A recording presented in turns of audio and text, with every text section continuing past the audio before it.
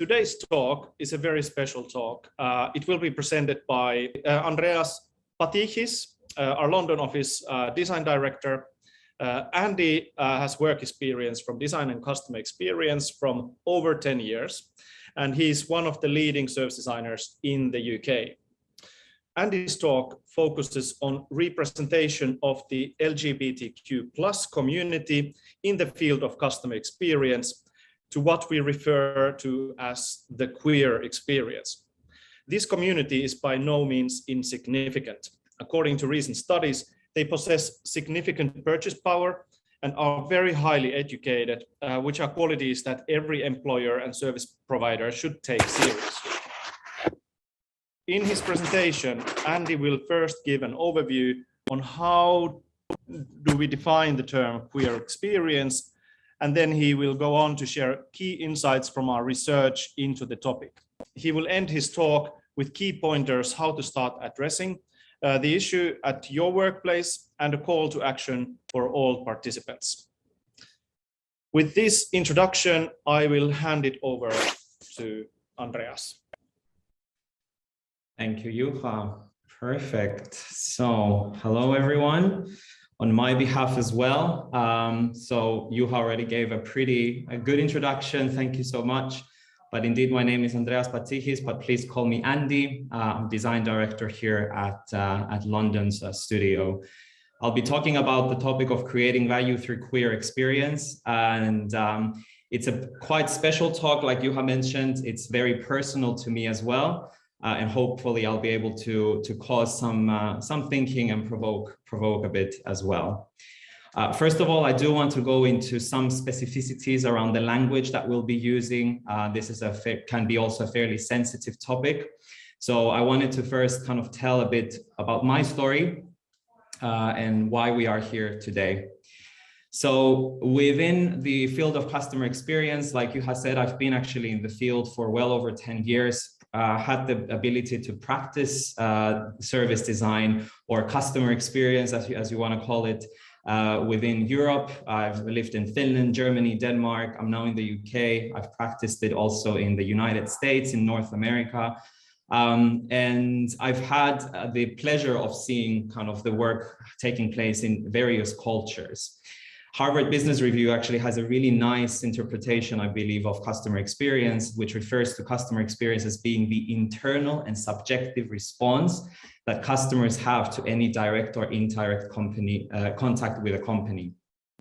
I think this really nails it down, because one of my observations throughout the work that I've done in customer experience is that in the work that we do, we very often still to this day work around stereotypes of customers that are typically heteronormative. And LGBTQIA+ individuals are easily dismissed from that equation.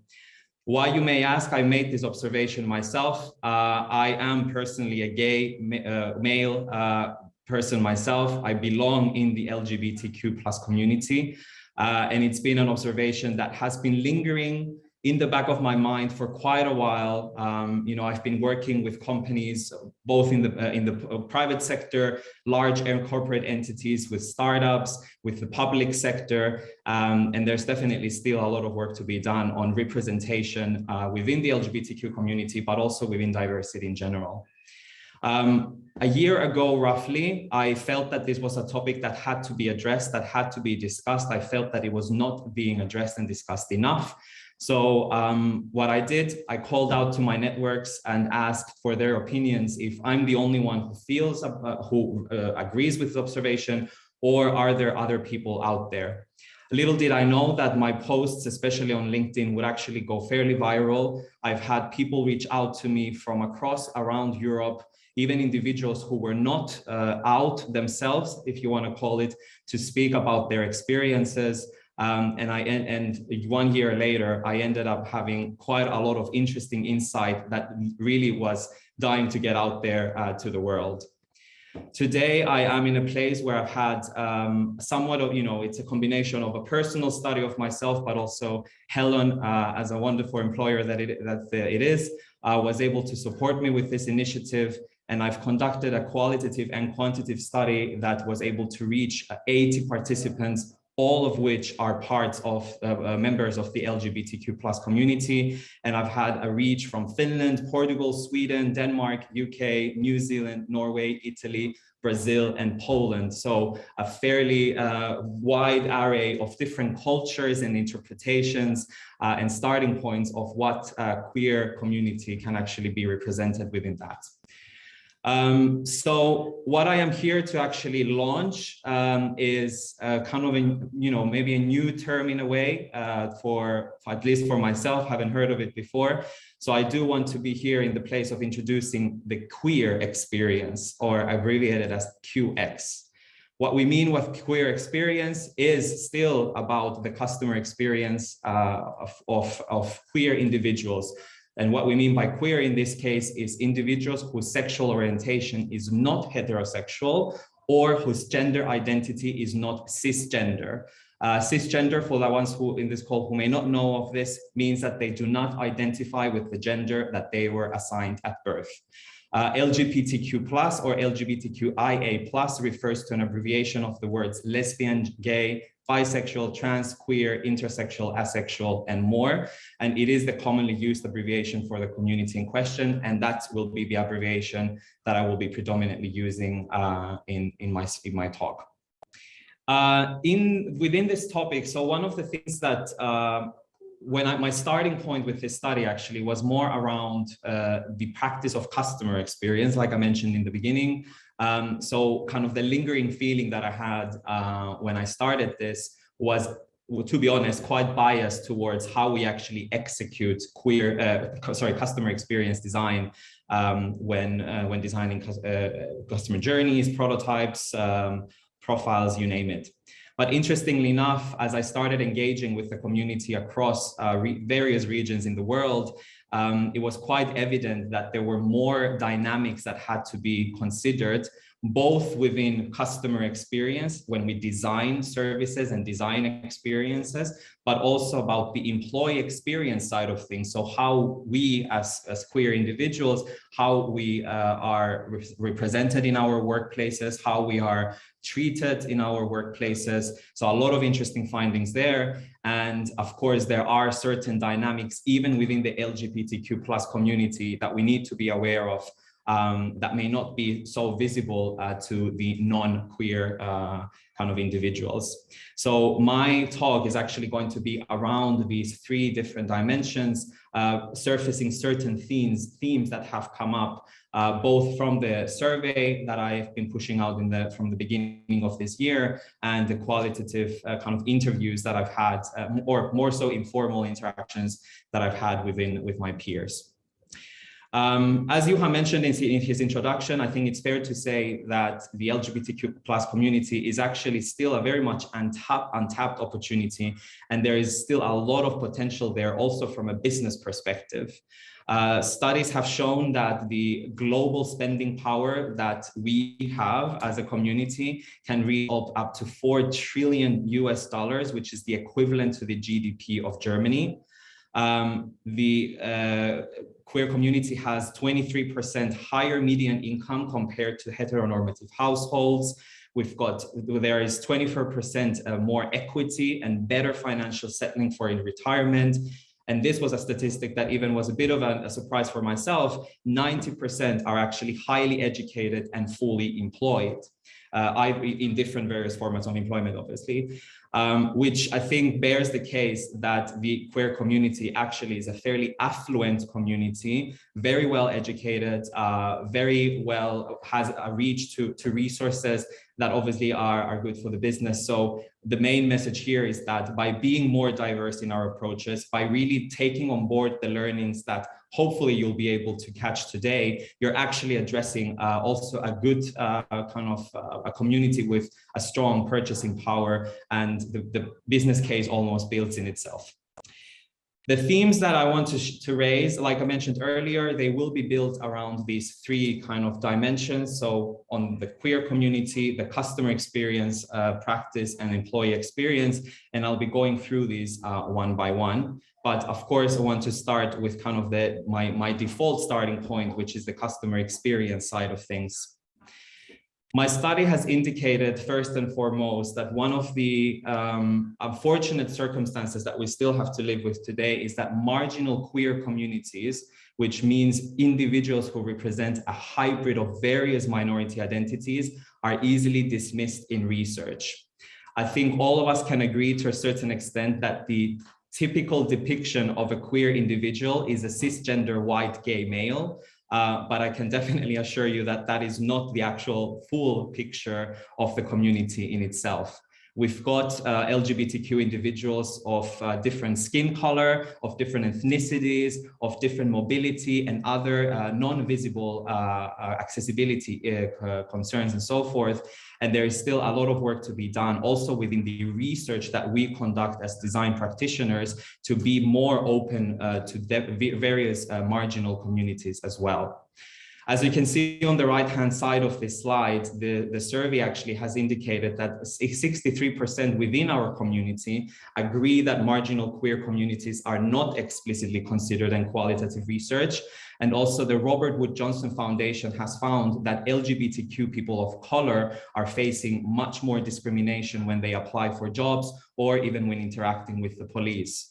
So it is important that when we conduct research and want to understand behaviors and values that people are driven by, we should actually do a bit of a further push into trying to find and identify marginal communities within the queer representation, within the queer demographic, because they are the ones actually who are facing the most discrimination in the work that we do. Another thing to consider also in the field of customer experience is that the feeling of exclusion actually is happening at the most transactional functions of a service. So this means call centers, when you gather gender data in a survey, when you conduct targeted advertising, even how you split toilets within your workplace, or within any space, really within a service environment, are things that are cause a high level of kind of feeling of exclusion. But in the field, in our practice in service design, those are easily the things that we miss in our design. When we talk about service design and customer experience, very typically we refer to conceptual work, talking about strategies and visions and where we need to go towards the future, designing customer journeys and happy paths. But we very easily forget that the moment where we actually have more impact on the feeling of exclusion or inclusion is actually on those transactional moments. This is especially relevant and true for service providers who offer services for everybody. So this includes the likes of banks, telecom companies, who really need to have a very heterogeneous offering and heterogeneous audiences. And even within those service providers, we can see that there's still work to be done and a lot of space of improvement in terms of how can we actually be more inclusive in our language and in our practice.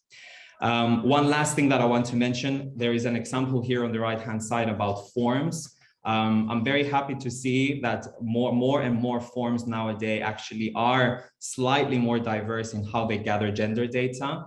But the classic male, female, other is also quite discriminatory. We need to start thinking more inclusive approaches in our forms, on design of our forms and how we gather gender data, because putting everybody else into one pile of other can actually be quite condescending to a certain extent.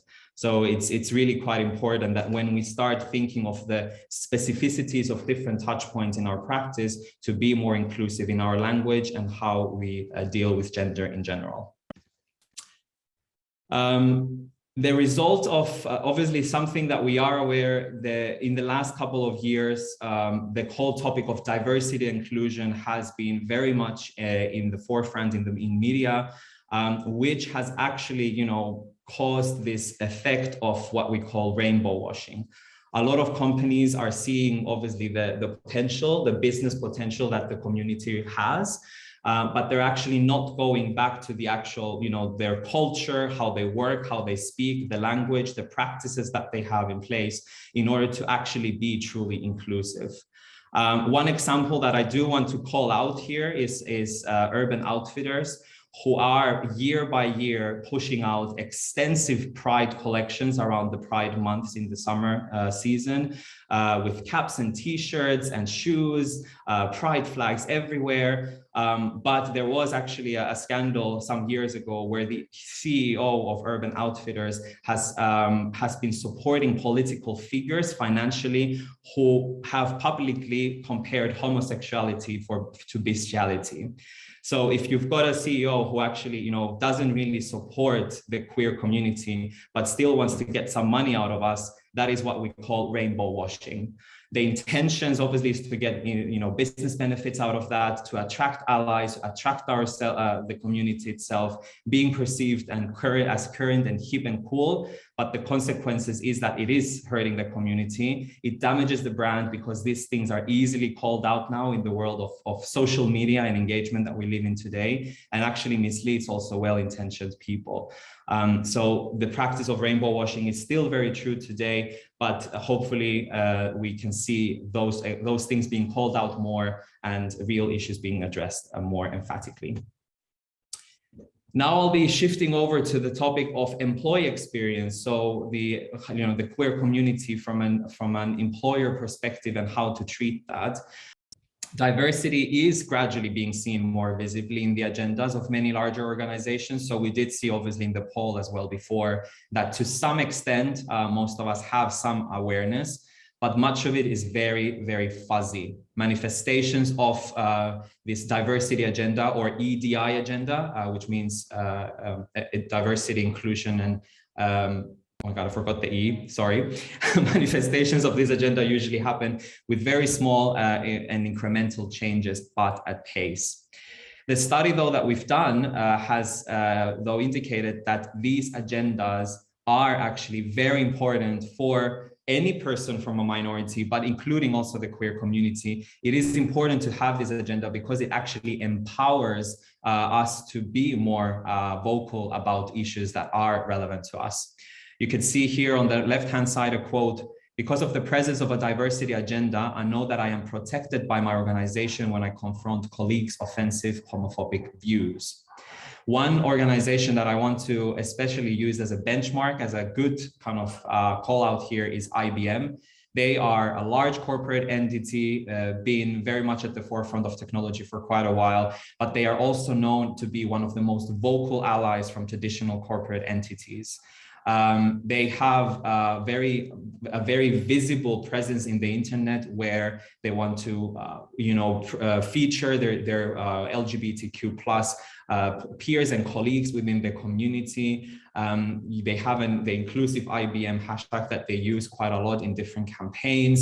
They offer the same benefits to non-heteronormative individuals just as well to the heteronormative ones.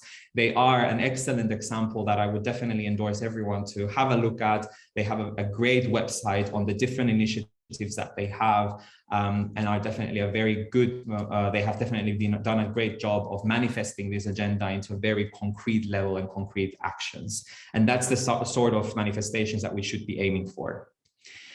One thing that I want to especially highlight in the domain of employee experience, come out is not a one-time event. All of us as queer individuals most likely have like the coming out moment. Obviously there is that one highlight in our lives where, you know, we came out to our parents, we came out to our friends, to our siblings, people who are really important for us within our personal networks. But the same level of anxiety and stress can also be very present in our workplaces. I've had, unfortunately, the kind of opportunity to discuss with individuals who are not open with their community, with their peers, because they are afraid of the influence that it will have to their careers. I'll read out loud one of the quotes of one of the individuals that I spoke with. "I have worked in my current place of work for 7 years, and I have never felt comfortable telling my colleagues about my orientation. I work in a company full of engineers, and I feel it would affect my progression in the company considerably. Our survey that we did after that validated that even further, that up to 22% have not made their colleagues aware of their identity. And in the United States, unfortunately, that is almost up to 50%. So 1 of 2 queer individuals are actually not out to their colleagues. And the ones who are out, they are reported to having to come out at work at least once a week. This is a study done by McKinsey and Company, who have indicated again that 1 in 2 queer individuals constantly have to come out to their colleagues, to their clients, to their peers all the time. And it is a very, I can tell you from experience, it is one of the most stressful moments one has to endure as a queer individual, because you have absolutely no idea how someone is going to react to that, and if it's going to change their behavior towards them.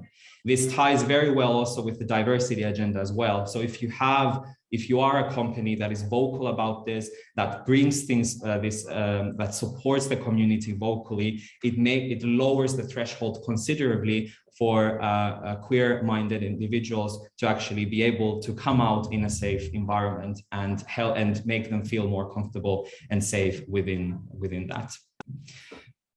The good thing though is, of course, that positive change is already happening. So a study that was done by Trans Employee Experience Service by Total Jobs last year has actually shown comparative numbers from 2016 and 2021, where we see that the levels of discrimination are actually dropping, which is very good.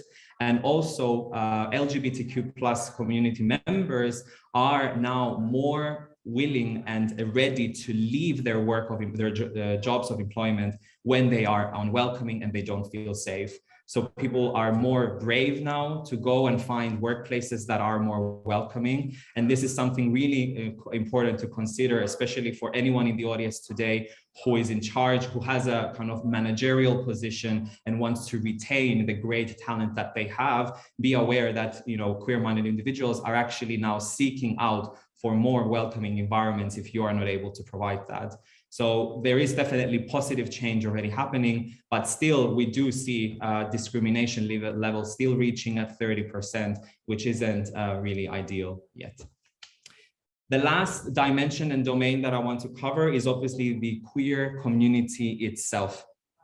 So within the community itself, there are certain things that we need to be aware of. One, and first and foremost, is that there is still a lack of education and awareness within the community itself, and creates tension amongst peers.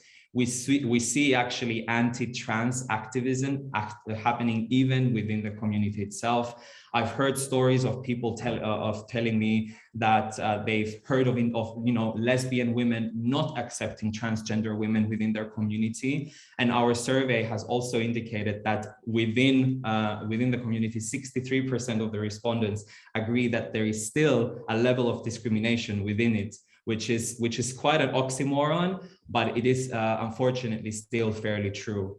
And that is something that needs to be addressed within the community first and foremost before, and hopefully that will be carried on within allies as well to be less discriminatory in their practices. But having said that, on the other side of the coin, the alliance amongst our peers is the one constant that the community really requires. I think the most famous example is obviously the Pride community, the Pride movement. So the community actually initiated that movement for ourselves to be more vocal, to get the rights that we deserve. And that has actually been a very, very relevant and very present to this day. One example that I especially want to highlight is the quote on the bottom left corner of my slide. I spoke to a trans person, a personal friend of mine actually as well, who clearly said that because they were alone in this, in their setup, in the work community that they were representing, they really didn't want to speak up. They felt that they were preaching the message and they didn't want to really push that any further. But then the moment that more queer-minded individuals came into his work community, he was more comfortable speaking up about it. So the alliance amongst peers is definitely the most important one. One example that I want to show also here is AstraZeneca's example, a company that is fairly familiar by now for most of us in the last couple of years. They actually have a campaign called This Is Me. internally within their organization, which encourages employees to share their stories as members and allies to the LGBT community. So that makes it more visible, where are these allies and where are my peers amongst my workplace.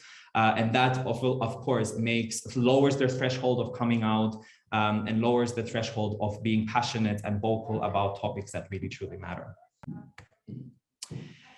So, of course, those were the 6 key themes, and one might wonder, where do I start? I can understand that this can be quite overwhelming. There are many topics, many things to consider, and there are obviously a few quite straightforward and easy things that you can actually start addressing already today.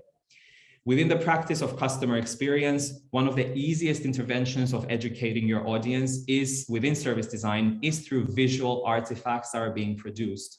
So when we create prototypes, mock-ups, storyboards, personas, make sure that there is a gender-neutral kind of representation or non-heteronormative representation definitely being present, because that's a very easy intervention to make, but has a very high impact into the visibility that the community requires.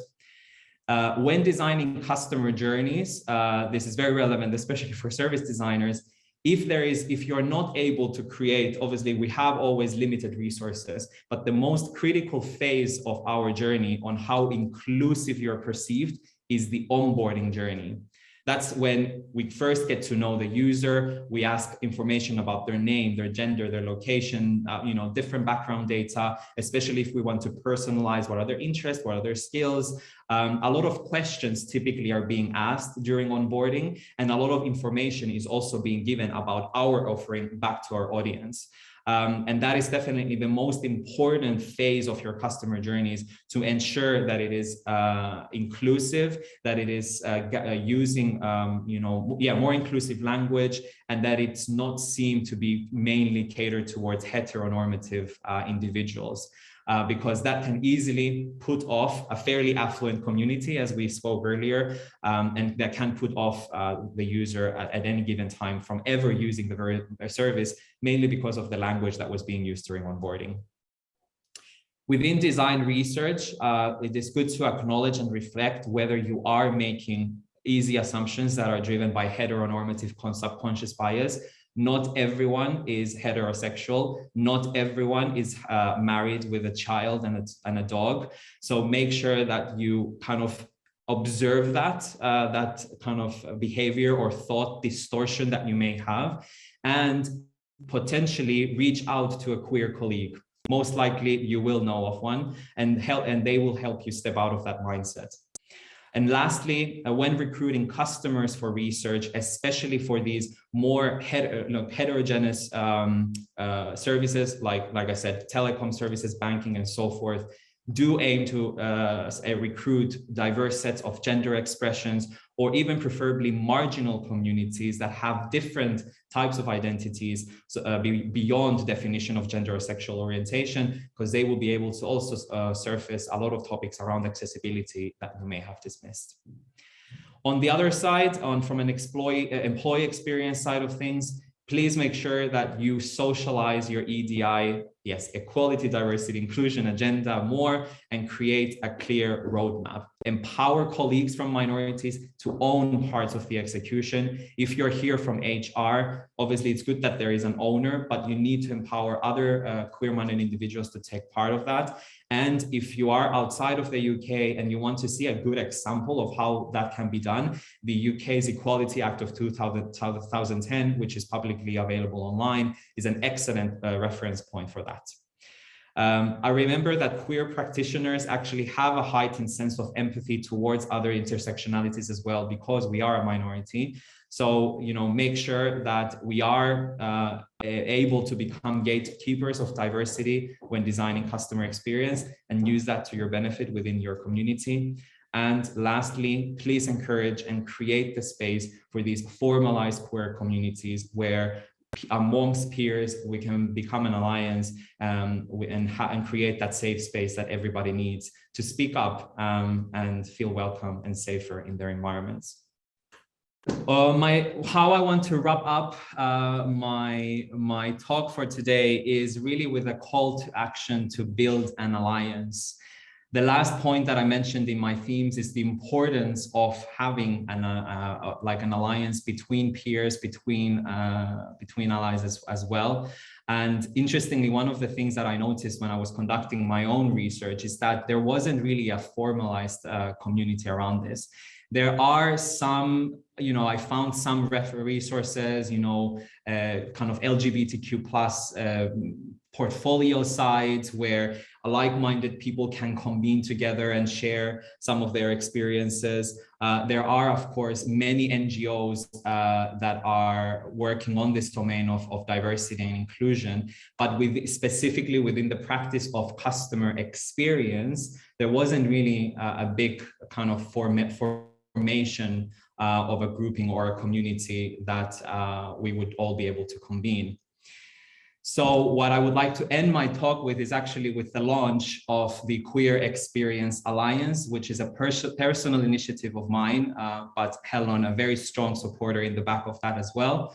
The Queer Experience Alliance is aimed for LGBTQ individuals and allies to celebrate best practice in the world of customer experience and to also provide peer-to-peer support for whatever reason it may be. This alliance is a result of the work that I've done independently in the background for the last year with talks that I've had. There's definitely a grave need for this alliance to be established, but I still want to ensure that the purpose of the alliance also is co-created even further. So I will be hosting a kick-off workshop with volunteers to pinpoint the purpose of this alliance even further from the community to the community. This workshop is going to be organized on Zero Discrimination Day on the 1st of March at 5 p.m. Central European Time.